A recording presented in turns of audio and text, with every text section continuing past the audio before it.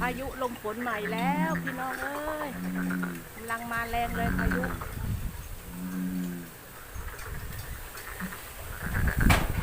โอ้ย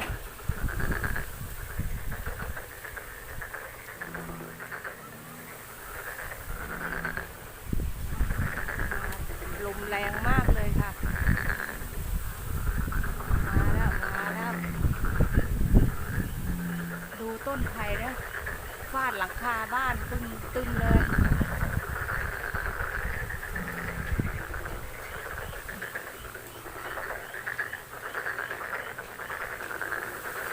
มืดเลยค่ะมาแล้วพายุมา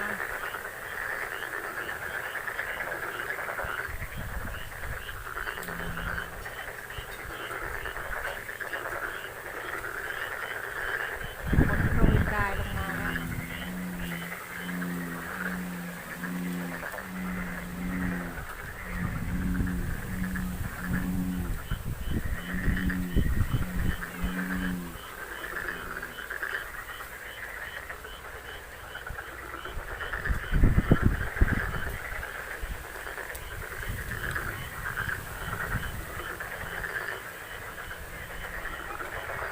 ว่า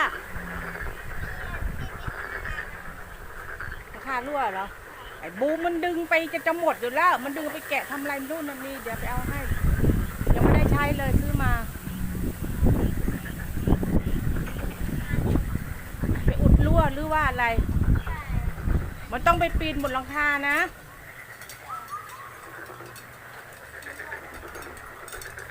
มันต้องปิดบนหลังคาปิดข้างล่างไม่ได้ใครจะปีนไปบนเดี๋ยวก่อนนะถ่ายคลิปก่อนหลังคารั่วแต่ว่ามันต้องไปปิดบนหลังคาไงเดี๋ยวค่ะอันนี้แป๊บนึง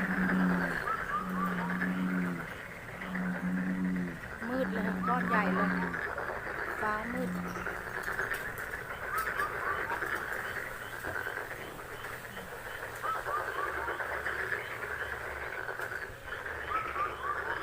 ที่บ้านก็ต้นไม้เยอะซะด้วย